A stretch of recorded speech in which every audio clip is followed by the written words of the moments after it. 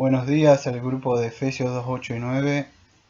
Para concluir esta semana, día viernes, vamos a hacer del capítulo 11 que estamos haciendo de la epístola a los romanos. Y vamos a hacer del versículo número 11 hasta el versículo número 15. Lectura. Dice así.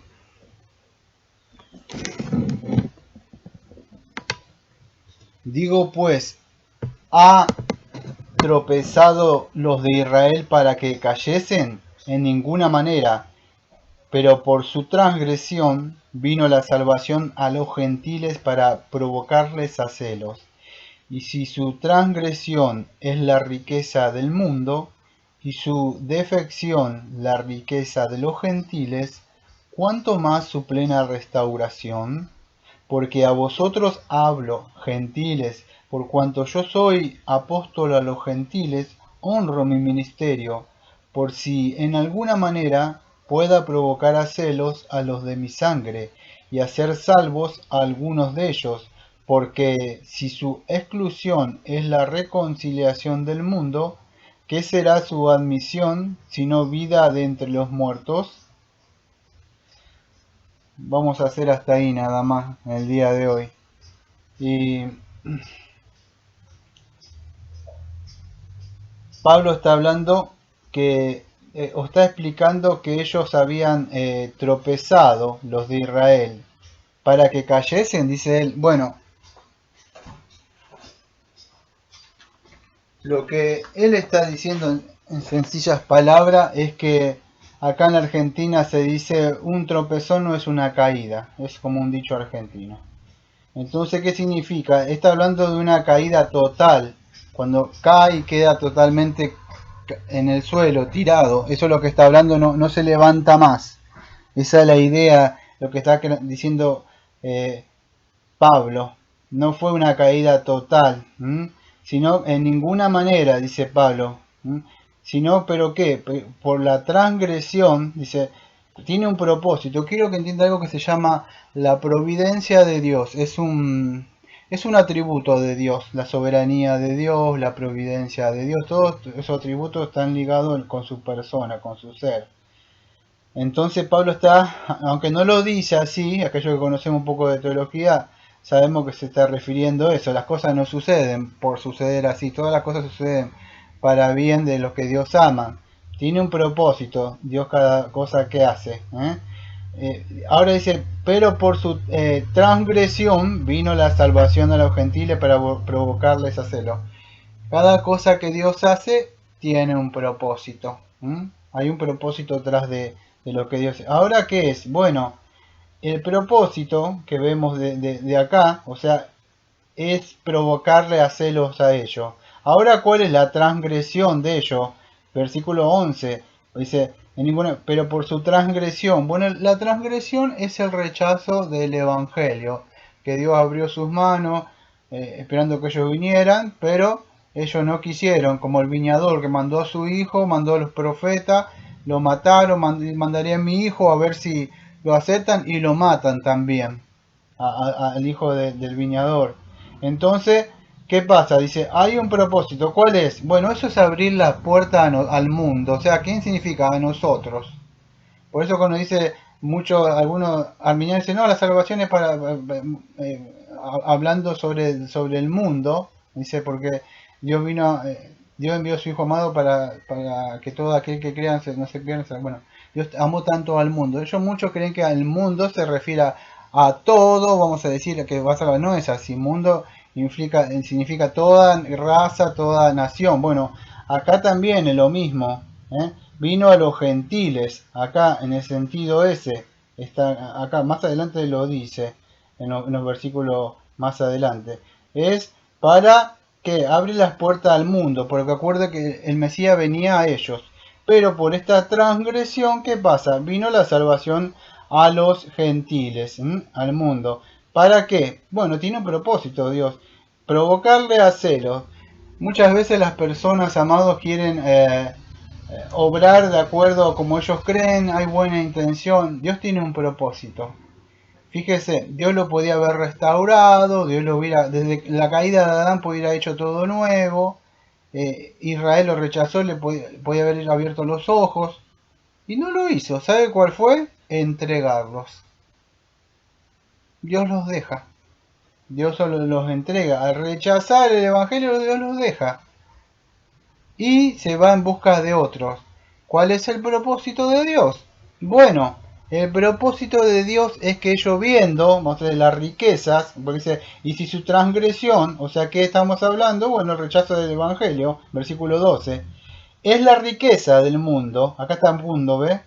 ¿Qué es riqueza? Bueno, la riqueza, nosotros somos enriquecidos, somos bendecidos con toda bendición espiritual en lugares celestiales en Cristo. La salvación, Cristo nos pagó, nos compró con su sangre, nos redimió. Esa es la riqueza que tiene el mundo. Nosotros obtenemos, por lo tanto Dios amó tanto al mundo que entregó. Bueno, esa es la riqueza del mundo, versículo 12. Ellos a rechazar, o sea, transgredir, rechazar, el Evangelio, nosotros somos enriquecidos. ¿Ven? Hay un propósito tras de... Y Pablo lo está explicando en su hermenéutica. No es que esto, sucedieron y ahora no. Dios mismo ya había dicho eso. Y dice, la riqueza del mundo y su defección, la riqueza de los gentiles. Cuanto más su plena restauración. Bueno, ¿qué está diciendo Pablo acá? Que la defección sería como el fracaso, o vamos a decir, no reconocer que Cristo era el Mesías o el Salvador. Esa defección de las defección vino a ser una riqueza para nosotros. En Mateo 8, versículo 11, lamentablemente las iglesias hoy el 99% son dispensacionalistas. Creen que Israel es Israel, tienen la niña de sus ojos, pueden fornicar, ustedes ven cómo hacen, avaro, hacen de todo y Dios como que siempre los va a... No, cada uno que muere y muere sin Cristo va al infierno. En Mateo, fíjese, y no lo digo yo, lo dice el mismo Cristo, Mateo 8, versículo 10 al versículo 13. El contexto, acuérdense que Jesucristo sana al siervo de un centurión. Este hombre tenía autoridad y le dice que vaya, que suelte la palabra. Y él le dice, no, señor, no soy digno que entres en mi techo, solamente manda la palabra y mi siervo que sea criado. Entonces Jesús se asombra porque este hombre dice que tiene autoridad y cuando él dice algo, ve, y el otro ve y va. Y ven y viene, y se me dice, haz esto y lo hace. Y Jesús dice, al oír Jesús se maravilló y dijo a los que le seguían, dijo, de cierto os digo, que, escuche, que ni aún en Israel he hallado tanta fe. Y os digo que vendrán muchos del oriente y del occidente y se sentarán con Abraham e Isaac y Jacob en el reino de los cielos. Escucha que acá viene, mas los hijos del reino serán echados a las tinieblas de afuera y allí será el lloro y el crujir de dientes. Después le dijo que vaya, que su siervo iba a ser sanado. Él está hablando, cuando está hablando acá la referencia, que iban a venir muchos del oriente y los occidente, está hablando de nosotros, que nos íbamos a sentar con Abraham, Isaac y Jacob. ¿A dónde? En el reino de los cielos. Ahora pero ellos no creyeron, se fueron echados fuera, se fue quitado el reino para alguien que dé fruto. Entonces, fruto de arrepentimiento. Entonces, fíjese, sentado en el reino. Ahora, ¿qué es esto que dice ahí sentado en el reino en Mateo 8? Bueno, para entrar al reino ustedes deben hacer de nuevo. Nicodemo estaba ahí, pero había rechazado, o sea, él había cometido la transgresión, como los demás, rechazo del Evangelio. ¿Por qué? Porque para sentarse en el reino, usted tiene que nacer de nuevo. Acá no significa si es judío, si usted tiene mucho conocimiento de teología sistemática, si es pastor, si lleva 20 años donde está, lo que sea, si ha dado muchas ofrendas, ha ayudado, no importa acá las obras. Acá lo que importa es si usted nació de nuevo. ¿Ha nacido de nuevo? Porque Israel tenía todos los privilegios, pero rechazó al Mesías. Entonces, ¿qué dice? ¿Cuánto más su plena restauración? Está hablando ahí, ¿eh? Bueno, a ver si no vamos uniendo todo, porque este capítulo 11 es un poco difícil para algunos. Tenía un propósito que es provocar a Israel a celo. ¿Por qué? Porque al ver lo que los gentiles, como esta gente incircuncisa tiene y nosotros, ¿cómo es esto? Entonces eso lo iba a mover. El apóstol está mostrando o contratando después a este Israel étnico con los gentiles. O sea, acuérdese, cuando él habla de la transgresión, vamos a decir de la restauración, fíjese que él está hablando de una restauración. Esto lo voy a decir antes que se me acabe el tiempo. Pero porque si no, por se me acaba el tiempo, no voy a tener tiempo. Pero Pablo está hablando en estos versículos que dice que va a haber una reconciliación o una restauración de Israel, ahí si ustedes lo leen. ¿Mm? O su, vamos a decir, o su plenitud, dice su defensión, riqueza, la cuánto más será su plena restauración, versículo 12. ¿Qué es plena restauración así? O su plenitud, si quiere decir. No lo podemos aplicar nosotros a la salvación de todo, de todo un país étnico, Israel, o toda una unidad física, cuando dice plenitud y lo aplicamos a una unidad física, todo de Israel, o el pueblo de Israel, sino el Israel espiritual. Vamos a decir, sería como la suma, acuérdense que vinimos hablando de los remanentes. ¿Qué es la plenitud? Bueno, a lo largo de toda la historia de la salvación ha habido remanente. ¿Ve cuando usted tiene todo, junta un ahorrito, un dinerito y tiene pequeños puchitos, ahorritos y después junta todo eso que tuvo durante un año? Eso es la suma, la plenitud de todos esos remanentes que usted vino juntando. ¿Sí? Bueno, eso no significa que en un tiempo presente, en un momento, en una fecha, antes de la venida de Cristo, ¡pum!, sucede todo, una conversión al último tiempo, ¡uy!, y vienen todos y ya se convierte, no sucede. Siempre ha habido remanente a lo largo de la historia de la iglesia.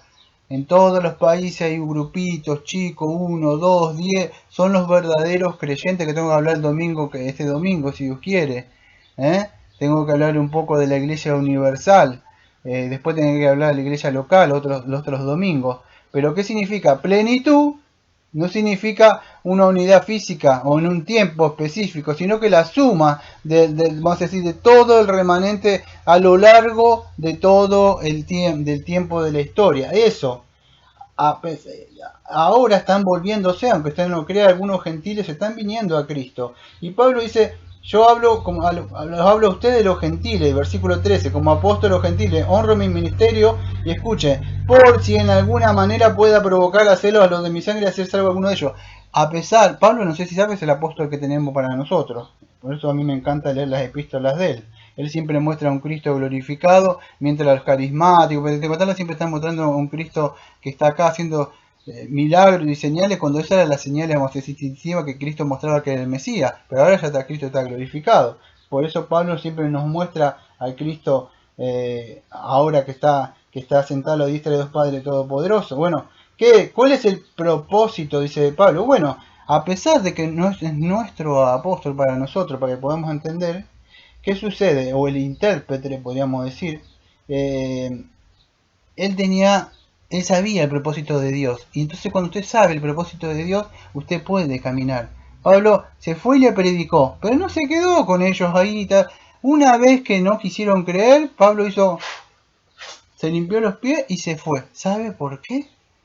Porque era un hombre de Dios. Sabía que si los dejaba y se los entregaba, Dios tiene un propósito. Y él se caminó por esa senda que Dios había metido. ¿Cuál es?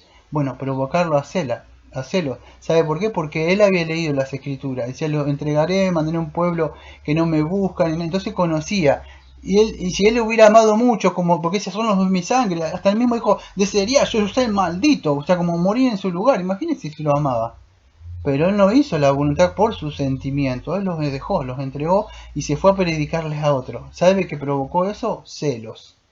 Él se adaptó al propósito de Dios. Entonces, ¿qué dice? Por si de alguna manera pueda provocar a celo, porque si su exclusión es la reconciliación del mundo, ¿qué será de la misión si no vida de entre los muertos? Ellos están muertos, como los huesos. Él sabía que Dios iba a trabajar, ahora no sabía en cuáles iba a hacer eso, pero sí sabía una cosa, que Dios no miente. Dice que déjalos para que vengan a celos, porque para que ellos quieran lo que han rechazado. Y Pablo se manejó en eso, en ese propósito. O sea, ellos le iban, vamos a decir, él sabía que iba a haber un avivamiento espiritual, o un movimiento, un renacimiento, una renovación espiritual en un futuro. No hablo de un futuro como algunos creen, que va a haber una conversión total, no, de un futuro en Israel espiritual. Eso es otro asunto si hablamos de escatología. Lo que estamos diciendo es que Pablo sabía que iban a venir a la vida muchos de los que están muertos. ¿Pero qué? Esto es solamente cuando ellos vieran lo que estaban sucediendo. Espero que se haya podido entender un poco. Yo estuve explicando a grandes rasgos nada más lo que, lo que explica Pablo acá. Es un poquito más profundo. El lunes o más adelante, el martes, vamos a explicar los versículos más difíciles que le ponen en el 25 y el 26. Dice Israel será todo salvo. Voy a preparar un tema especial para eso. Pero espero que se pueda entender. Pablo conocía esto, amaba mucho a sus parientes según la carne, según la sangre, pero sabía el propósito de Dios. ¿Cuál es? Él se adaptó a eso y dijo, bueno, Dios dice esto, voy y le predico a ellos. Quizás, dice Pablo, pueda provocarlos a hacerlo. Mire, yo soy llamado a usted y él lo hace con gusto predicarlo, pero su mente estaba en sus amados. Quizás ellos sientan celo, ¿ves? Eso es caminar de acuerdo a lo que Dios manda. Bueno, que tengan un feliz fin de semana. Mañana nos vemos con el Salmo. Y el lunes seguimos. El domingo, bueno, con la película empezamos ya la materia de eclesiología.